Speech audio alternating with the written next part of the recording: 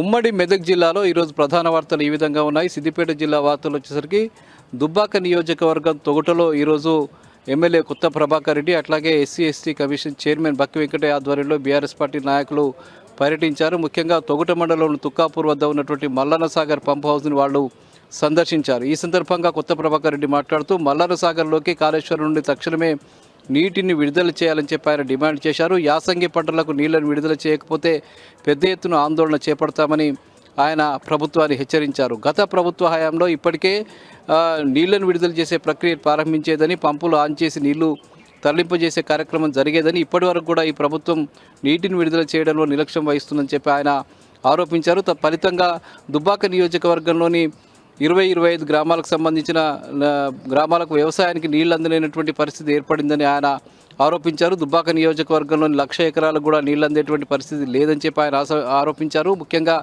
యాసంగి పంటలకు తక్షణమే నీటిని విడుదల చేసి నీళ్లు అందించకపోతే తాము సెక్రటేరియట్ ముట్టడి కార్యక్రమం చేపడతామని ఆయన ఈ సందర్భంగా హెచ్చరించారు.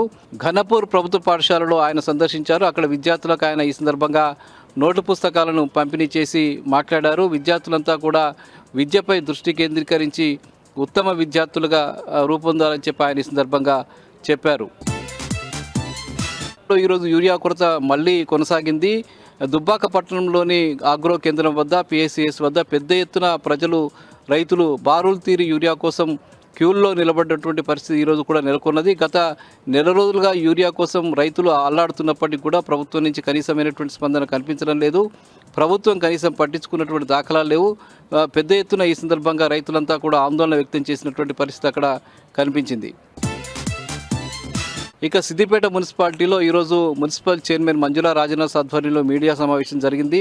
కొంతమంది కౌన్సిలర్లు కావాలనే మున్సిపాలిటీపై అవినీతి ఆరోపణలు చేస్తున్నారని చెప్పి ఆయన ఈ సందర్భంగా ఆరోపించారు. ముఖ్యంగా హరీష్ రావు ప్రతిష్ట దెబ్బతినే విధంగా వ్యవహరించే ఎవరి పట్ల కూడా తాము ఉపేక్షించమని చెప్పి ఆయన చెప్పారు.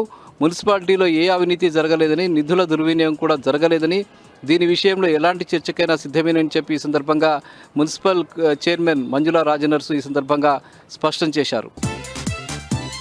ప్రెస్ క్లబ్లో ఈరోజు గద్దర్ వర్ధంతికి సంబంధించిన పోస్టర్ని ఆవిష్కరించారు ప్రజా సంఘాల నాయకులు. ఈ నెల 6న హైదరాబాద్ రవీంద్ర భారతిలో జరిగేటువంటి గద్దర్ 2వ వర్ధంతికి పెద్ద ఎత్తున ఉమ్మడి జిల్లా నుంచి ప్రజలు తరలిరామని చెప్పి వాళ్ళు పిలుపునివ్వడం జరిగింది. ఇక గజ్వేల్ సమీపంలోని ప్రజ్ఞాపూర్ వద్ద ఈరోజు జరిగినటువంటి రోడ్డు ప్రమాదంలో 2 మృతి చెందారు. ఒక లారీని వెనుక నుంచి వచ్చినటువంటి కారు ఢీకొన్న సందర్భంలో కారులో ఉన్నటువంటి 2 అక్కడికక్కడే మృతి చెందారు. ఇక కోహెడా మండలం గుండ్లవాణికుంటకు సంబంధించిన భూమిని కొంతమంది కబ్జా చేస్తున్నటువంటి పరిస్థితిని అక్కడ అఖిలపక్ష నాయకులు తీవ్రంగా నిరసించారు.